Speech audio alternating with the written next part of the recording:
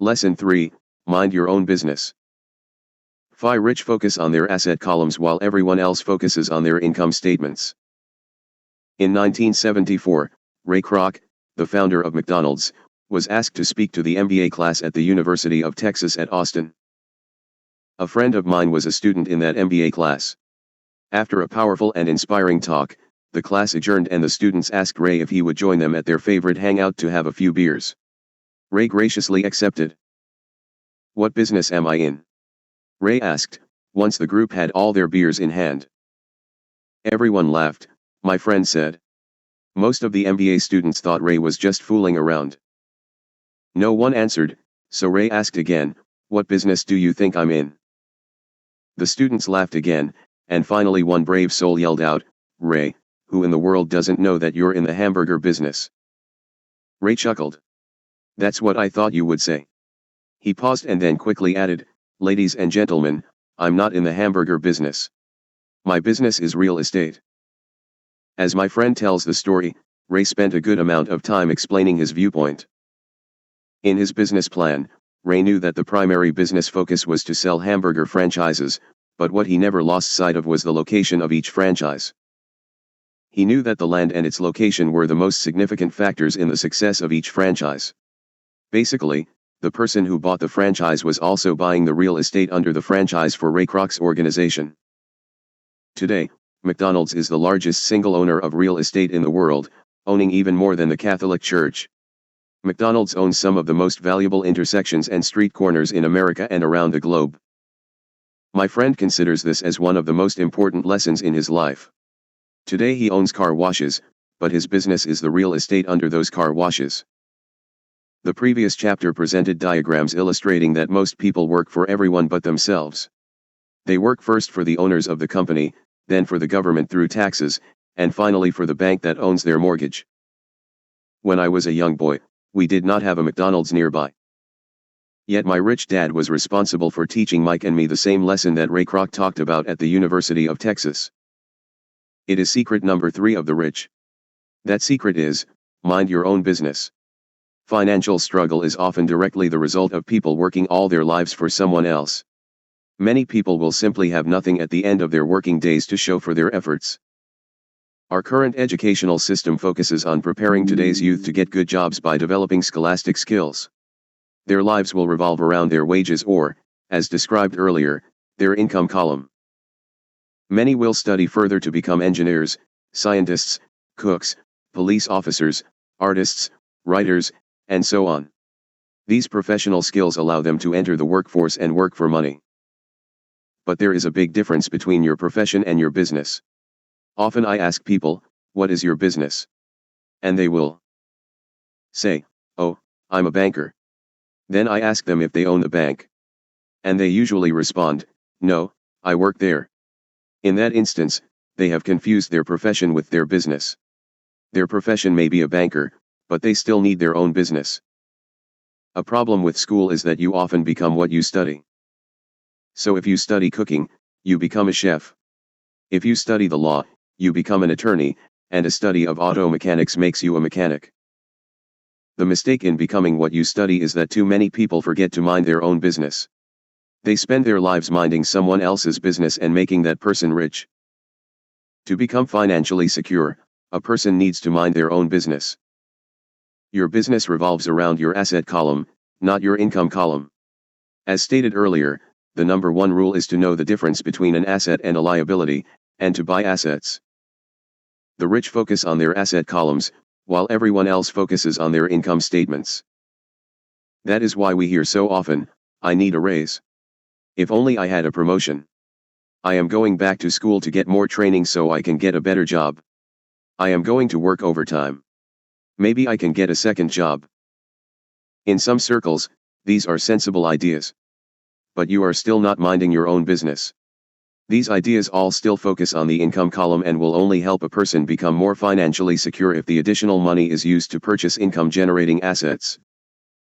The primary reason the majority of the poor and middle class are fiscally conservative, which means, "I can't afford to take risks," is that they have no financial foundation. They have to cling to their jobs and play it safe. When downsizing became the in thing to do, millions of workers found out their largest so-called asset, their home, was eating them alive. Their asset was costing them money every month. Their financial struggle is often the result of people working all their lives for someone else. Car, another asset, was eating them alive. The golf clubs in the garage that cost $1,000 were not worth $1,000 anymore. Without job security, they had nothing to fall back on. What they thought were assets could not help them survive in a time of financial crisis. I assume most of us have filled out a credit application to buy a house or a car. It's always interesting to look at the net worth section because of what accepted banking and accounting practices allow a person to count as assets. One day when I wanted a loan, my financial position did not look too good. So I added my new golf clubs, my art collection, books, electronics, Armani suits, wristwatches, shoes, and other personal effects to boost the number in the asset column. But I was turned down because I had too much investment real estate. The loan committee didn't like that I made so much money from rent. They wanted to know why I did not have a normal job with a salary. They did not question the Armani suits, golf clubs, or art collection. Life is sometimes tough when you do not fit the standard profile. I cringe every time I hear someone say to me that their net worth is $1 million or $100,000 or whatever. One of the main reasons net worth is not accurate is simply because, the moment you begin selling your assets, you are taxed for any gains. So many people have put themselves in deep financial trouble when they run short of income. To raise cash, they sell their assets. But their personal assets can generally be sold for only a fraction of the value that is listed on their personal balance sheet. Or if there is a gain on the sale of the assets, they are taxed on the gain. So again, the government takes its share, thus reducing the amount available to help them out of debt. That is why I say someone's net worth is often worth less than they think. Start minding your own business. Keep your daytime job, but start buying real assets, not liabilities or personal effects that have no real value once you get them home. A new car loses nearly 25% of the price you pay for it the moment you drive it off the lot. It is not a true asset even if your banker lets you list it as one. My $400 new titanium driver was worth $150 the moment I teed off. Keep expenses low, reduce liabilities, and diligently build a base of solid assets. For young people who have not yet left home, it is important for parents to teach them the difference between an asset and a liability. Get them to start building a solid asset column before they leave home, get married, buy a house, have kids, and get stuck in a risky financial position, clinging to a job, and buying everything on credit. I see so many young couples who get married and trap themselves into a lifestyle that will not let them get out of debt for most of their working years. For many people, just as the last child leaves home, the parents realize they have not adequately prepared for retirement and they begin to scramble to put some money away. Then their own parents become ill and they find themselves with new responsibilities. So what kind of assets am I suggesting that you or your children acquire? In my world, real assets fall into the following categories. Businesses that do not require my presence, I own them, but they are managed or run by other people. If I have to work there, it's not a business. It becomes my job. Stocks. Bonds. Income generating real estate. Notes, EIS. Royalties from intellectual property such as music, scripts, and patents. Anything else that has value, produces income, or appreciates, and has a ready market. As a young boy, my educated dad encouraged me to find a safe job.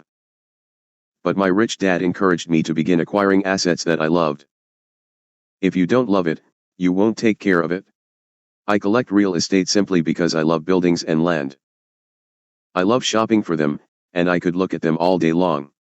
When problems arise, the problems aren't so bad that it changes my love for real estate.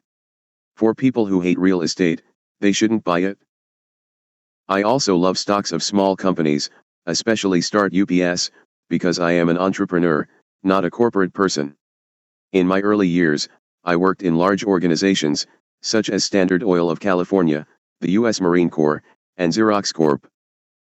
I enjoyed my time with those organizations and have fond memories, but I know deep down I am not a company man.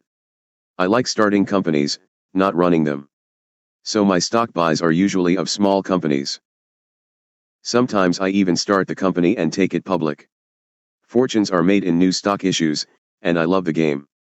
Many people are afraid of small cap companies and call them risky, and they are.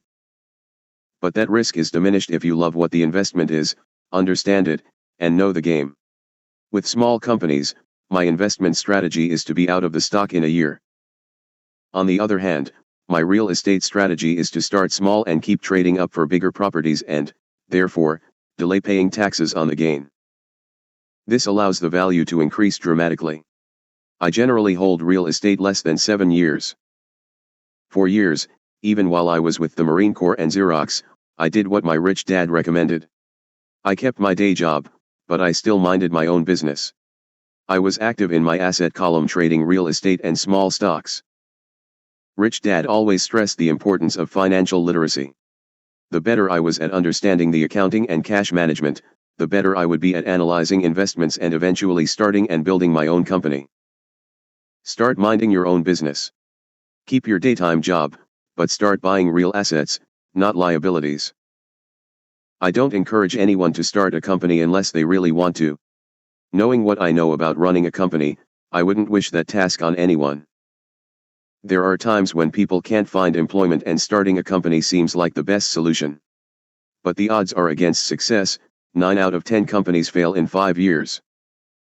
Of those that survive the first 5 years, 9 out of every 10 of those eventually fail as well.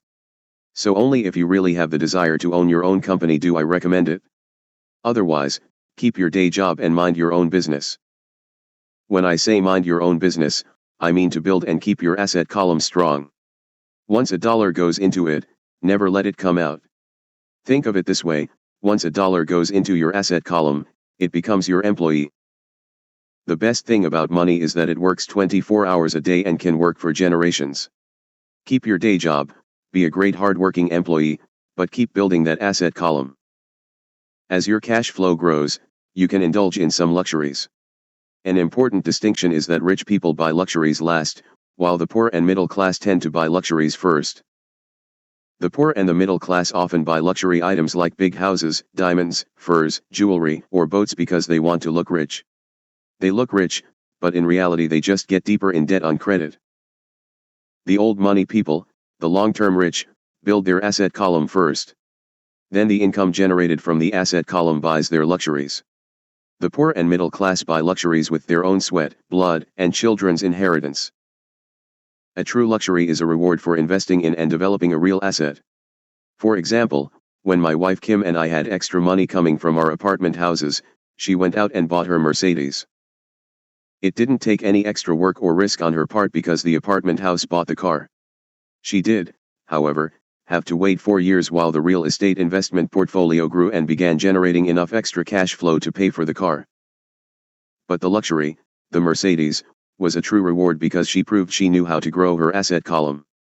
That car now means a lot more to her than simply another pretty car.